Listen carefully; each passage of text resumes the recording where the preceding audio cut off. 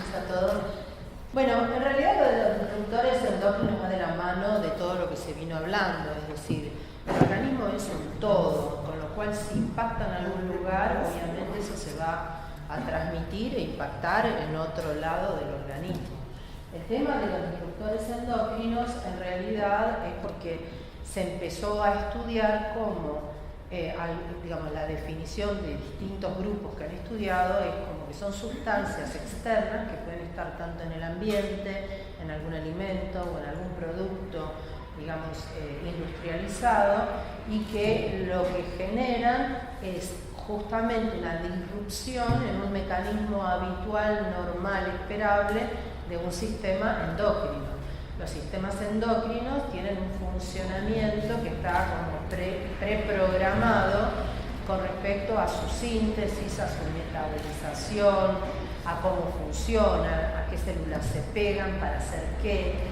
Entonces, justamente estas sustancias lo que generan es una alteración en ese mecanismo habitual de funcionamiento y terminan como alterando algún paso de un sistema endocrino natural, con lo cual generan consecuencias médicas propias de un sistema endocrino que quedó trunco o mal funcionando.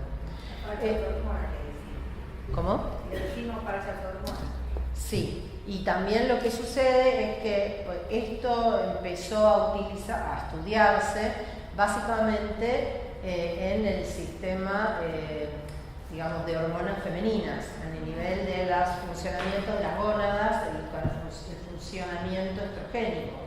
Entonces, a partir de ahí, de esta visualización de estos cambios que había, se empezó a estudiar y se descubrió que estas sustancias es como si de repente, por ejemplo, el mecanismo habitual hace que un cierto pedacito de una cadena, para terminar la función de la producción de estrógeno, tiene que unirse a una célula y encajar en esa.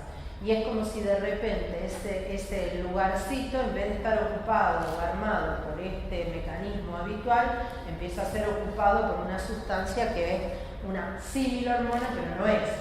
Entonces es como que se corta la cadena de un accionar de un sistema. Empezó en la parte, digamos, del estudio estrogénico. No te preocupes. No tengo, Ya la realizé. Empezó como les decía, en el estudio a partir de la vía estrogénica, pero en realidad después se amplió y también se vio que esto también tenía que ver con la vía de producción de hormonas masculinas. Entonces, también la alteración que podía existir a partir de esta confusión en los sistemas que reciben informaciones que no son, entonces puede generar alteraciones tanto de feminización como de masculinización en determinados sistemas. Eso por un lado. Pero por otro lado, como las hormonas o los sistemas endócrinos, que quiere decir el sistema de producción de hormonas hay muchas, estamos hablando de la hormona de la estrogénica, que tiene que ver con las hormonas femeninas, o las que tienen que ver con las hormonas masculinas, pero las hormonas o los sistemas endocrinos también tienen otra producción de cosas, y dentro de esas, por ejemplo, tienen que ver con digamos, las hormonas tiroides, que son, digamos, la glándula tiroidea produce hormona tiroide. Entonces, la realidad es que todas las hormonas, todo el sistema endocrino en el organismo de la persona funciona a partir del cerebro, aunque, digamos, después impactan en distintas glándulas que tenemos en el organismo. El origen está a nivel cerebral.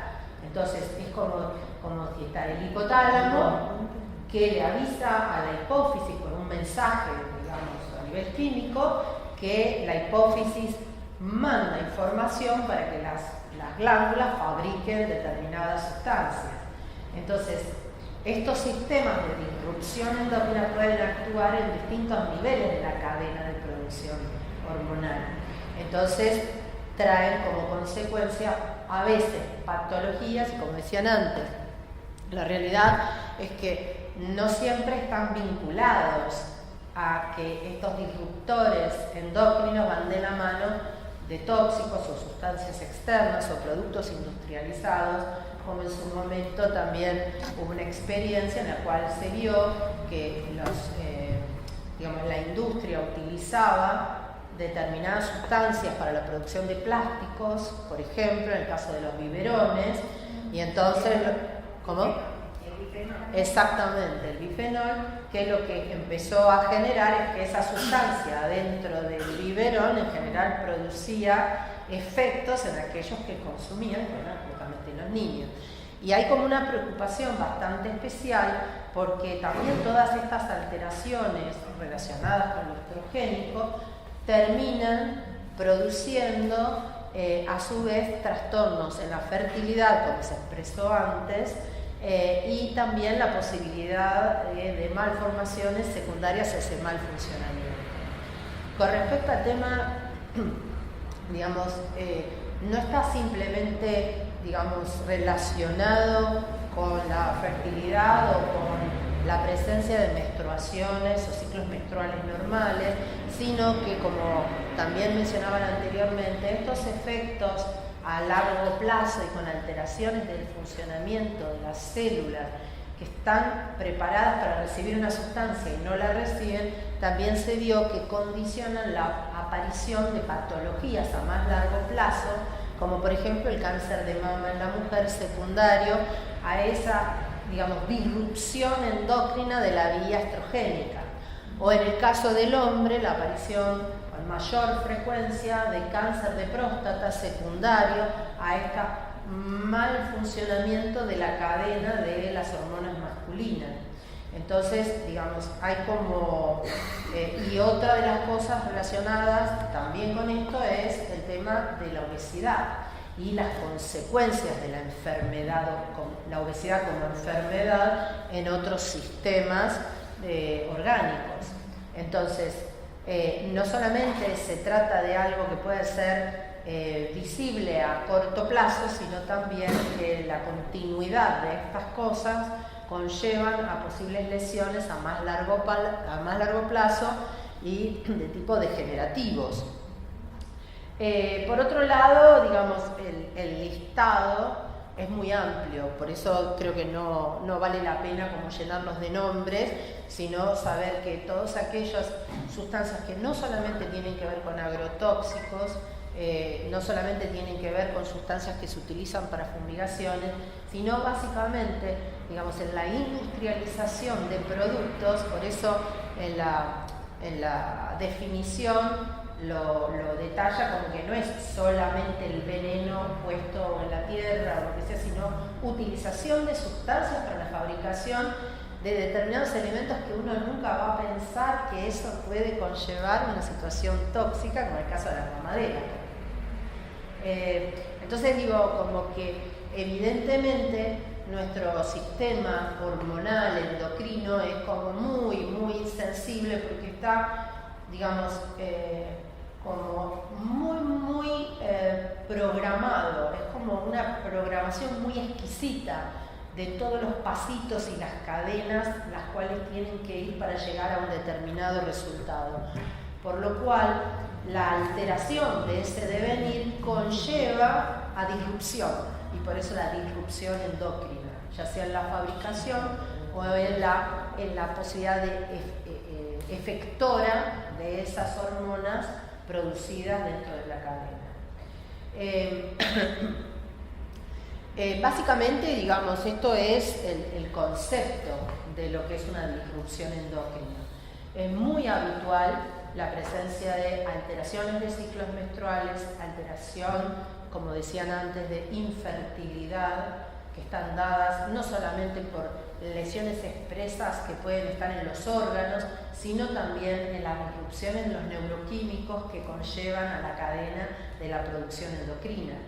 Entonces, digamos, la infertilidad, los abortos, la incapacidad, digamos, o otra cosa que se ve, que se trabaja mucho, como muchas veces pasa que yo soy pediatra originalmente y la pediatría es como el punto a veces como de donde explota algo que está pasando y que no se ve, y uno de los temas fundamentales tiene que ver de esta disrupción endocrina es la aparición de las menarcas tempranas o el desarrollo puberal temprano, que empezaron a ver los pediatras, que primero era como una cuestión anecdótica, pero luego se vio como que no podía ser tan anecdótica, y la realidad es que este desarrollo tan temprano se lo vio vinculado a esta disrupción endocrina que generaba cambios en los cuerpos infantiles y en los sistemas que hacían un adelanto de algo que debía pasar más tarde.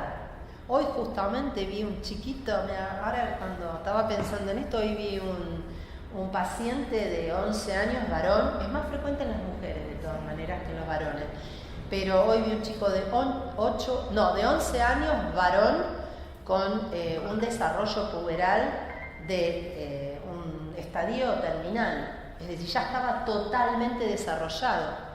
Había llegado a la consulta y no habían podido parar ya con medicación para que frene el estadio de su desarrollo. Con las chicas, mujeres, se hace eso cuando hay una pubertad temprana, a los 7 u 8 años, lo que se hace es se medica para retrasar el desarrollo puberal para que llegue en el momento que tiene que llegar. La ginecomastia en los varones también. La ginecomastia en los varones, por un lado, puede ser por sustancias que pueden producir el desarrollo mamario, pero también está muy ligado a la obesidad. Entonces, los varones obesos son los que pueden tener generalmente más ginecomastia.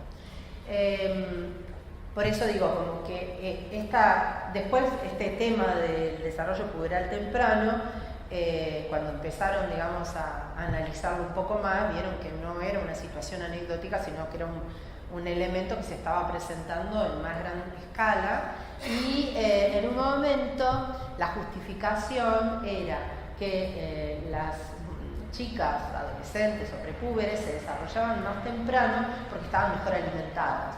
Entonces lo que decían es que como la alimentación era mejor, entonces era la evolución del ser humano en el desarrollo de la alimentación mejorada, etcétera, etcétera. Pero la realidad es que esa teoría cayó porque, se vieron todas estas otras cosas que formaban parte del crisol de problemas, ¿no? El otro tema importante, y con esto ya termino para darte el lugar, es el tema del hipotiroidismo o el hipertiroidismo. La glándula tiroides es una glándula que cumple muchísimas funciones dentro del organismo. Dentro de esas, por nombrar algunas, la regulación de la temperatura, tiene impacto en la regulación de los ciclos menstruales, tiene impacto en el crecimiento, tiene impacto en el metabolismo, tiene montones en el funcionamiento cardíaco, en el gasto energético, montones de cosas. Con lo cual, el hipo o el hipertiroidismo por una lesión en la producción hormonal conlleva también al deterioro de la salud. Y hoy por hoy, yo siempre lo digo, yo trabajo hace muchos años en medicina y básicamente yo soy médica asistencial, es decir, yo veo consultorio y trabajo en consultorio. Nunca en mis años de médica vi tanto hipotiroidismo como en este momento. Y no solamente en mujeres, en hombres también. Hay una cantidad de hipotiroidismo monstruoso. Okay. Todo el mundo ya pasó por endocrinología no sé, es una cosa que no se puede creer. Y el otro punto, más allá que no tiene que ver con la disrupción endocrina, pero creo que vale la pena, aunque sea un poquito mencionarlo, tiene que ver con las alergias alimentarias, que es un capítulo enorme.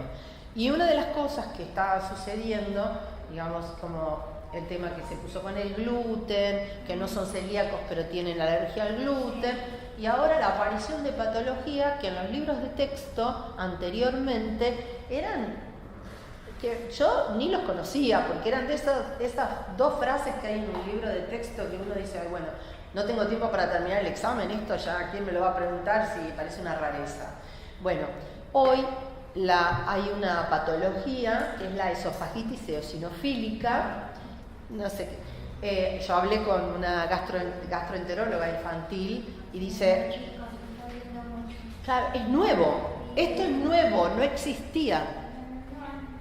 Sí, lo que se está viendo es que hay más frecuencia. O sea, la dermatología se conocía. Sí, pero era muy poco eso es lo que estoy frecuente. diciendo, son los dos renglones Pero de... ahora es como decías, el hipotiroidismo. Ahora, Bueno. antes una esofagititis eosinofílica era una cosa. Por eso una rareza. Y ahora en el hospital de niños, yo hace poco conocí un caso, pero ellos están teniendo una estadística más alta. Exactamente, por eso digo, son patologías, así como digo, de ciertas glándulas que se dañan con más frecuencia, aparecen otras cosas que no están relacionadas en principio aparentemente con el sistema endocrino, sino más bien con una sistematización de alergógenos y reacciones alérgicas dentro del aparato digestivo.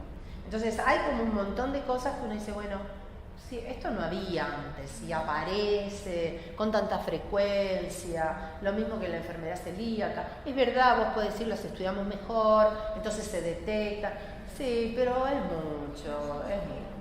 La esofagitis eosinofílica está bien, sí, la estás viendo, pero es mucho. Entonces, algo de todo esto tiene que ver con estas sustancias externas o productos o alimentos que están generando una transposición con sistemas naturales del organismo, tanto para la producción como para, digamos, el efectuar los mecanismos o ser... Eso es la fibromialgia que está apareciendo mucho, también tiene que ver. Bueno, son enfermedades autoinmunes, digamos, se las liga con enfermedades autoinmunes. Pero bueno, lo que digo es que hay una serie de montones de cosas que lo que tiene que quedar muy en claro es que el organismo es uno solo. Si se altera algo en el organismo, impacta sobre otras cosas. Y más en el sistema endocrino. El sistema endocrino es como una constelación enorme de sistemas glandulares donde cada uno tiene que ver con el otro. Si se altera uno, a todos les impacta, a todos les salpica. Así que esto es un concepto importante también a tener en cuenta en la aparición de síntomas relacionados con algún mal funcionamiento hormonal. Nada más por ahora.